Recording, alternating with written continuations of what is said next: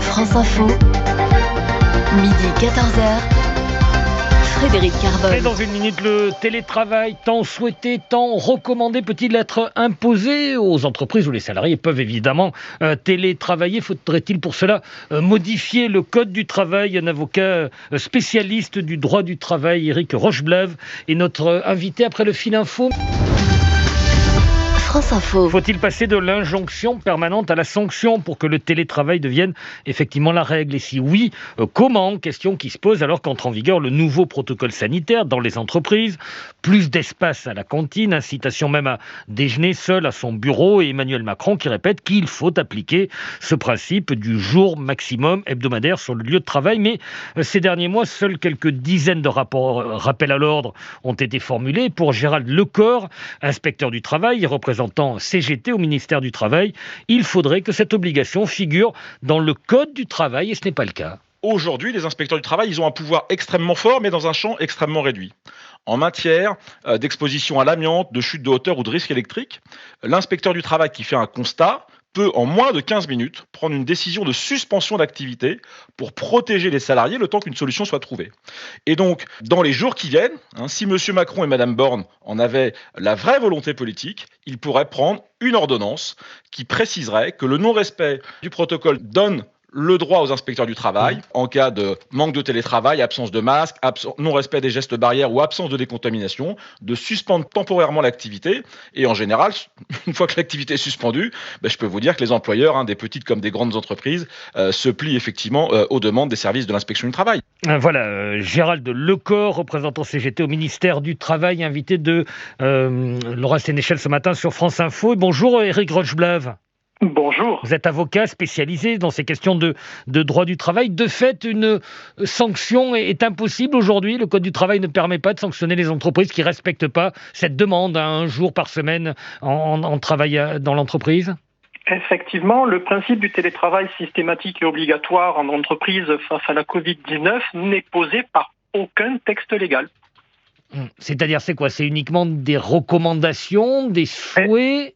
Exactement. L'article L 1222-11 du Code du travail dispose qu'en cas de circonstances exceptionnelles, notamment de menaces et d'épidémies, la mise en œuvre du télétravail peut être considérée comme un aménagement de poste. Le législateur a utilisé donc la formule peut être une faculté et non une obligation, doit être.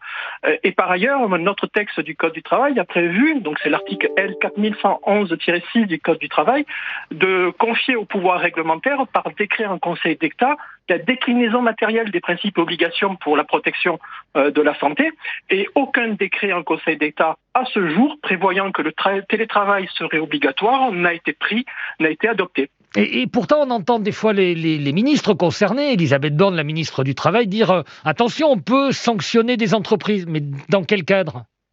Alors, effectivement, le ministère du Travail prend une succession de textes, les fameux protocoles sanitaires du ministère du Travail, nous en sommes à la énième version, sauf que le Conseil d'État qui s'est emparé de cette question-là, de la valeur juridique de ce texte-là, dans une décision du 19 octobre 2020, a rappelé au ministère du Travail que ces textes n'étaient que des recommandations pour les employeurs et qu'ils n'avaient aucune obligation légale de contrainte.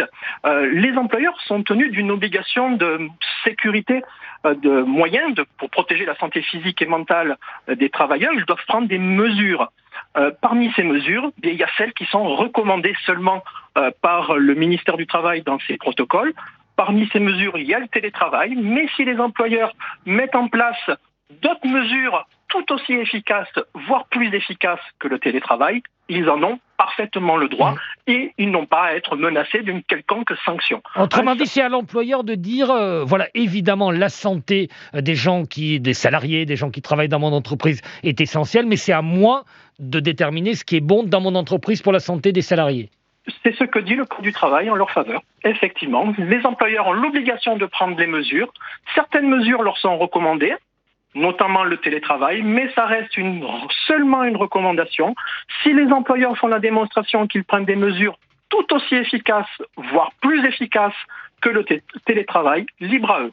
Alors, juste expliquez-nous, excusez-moi si ma question est très naïve, mais pourquoi un protocole sanitaire ne justifie pas, ne légitime pas une sanction éventuelle pour quelqu'un qui ne le respecte pas, alors que dans la rue, quand il y avait les attestations, quand elles s'y sont encore aujourd'hui un peu compliquées, là en revanche, si on ne respecte pas, on a une sanction. Puisque dans la rue, il y a des textes qui sont adoptés et dans l'entreprise, il y a des textes qui ne sont pas adoptés. Le Code du travail ne prévoit pas le télétravail obligatoire, même en période de pandémie. Si le gouvernement, si le ministère du Travail souhaite que le télétravail soit obligatoire et il soit sanctionné s'il n'est pas mis en place, eh bien, il lui appartient de prendre un décret en Conseil d'État, comme le prévoit le Code du travail, comme le prévoit l'article L4111-6 du Code du travail. Et depuis la première pandémie, depuis le premier confinement, le gouvernement n'a pas pris de décision en ce sens, alors, tout simplement. Éric Rocheblave, on comprend bien, ce sont des recommandations, pas des textes qui figurent dans le Code du travail. Et est-ce qu'on peut imposer, dans ce cas-là, à un salarié d'être présent plus d'un jour dans la semaine sur le lieu de travail, ce qui est la recommandation? Ce ne sont que des recommandations. Oui, mais donc on peut imposer à un salarié d'être là 2 jours, 3 jours, 4 jours? Bien sûr, les employeurs sont libres de l'organisation dans leur entreprise. Les protocoles du ministère du Travail ne sont que des recommandations. Les employeurs doivent, s'ils le souhaitent, suivre ces recommandations, mais s'ils prennent des mesures tout aussi efficaces et dont ils font la démonstration qu'elles sont tout aussi efficaces pour protéger les salariés, eh bien, ils sont libres. Mais comment on prouve que c'est tout aussi efficace, excusez-moi?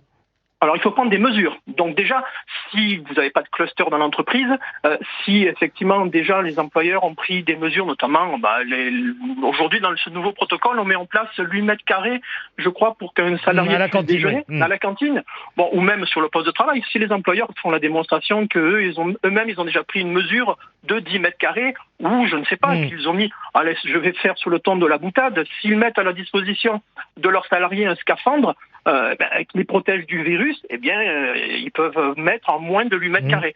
L'essentiel, c'est de prendre des mesures et de faire la démonstration que ces mesures sont efficaces. Et quel recours à un salarié si son employeur lui dit non, moi je souhaite que tu sois là 2, 3, 4, 5 jours par semaine? Aucun. Dès lors que, sauf si le salarié fait la démonstration que l'employeur, les mesures congés ne sont pas suffisantes,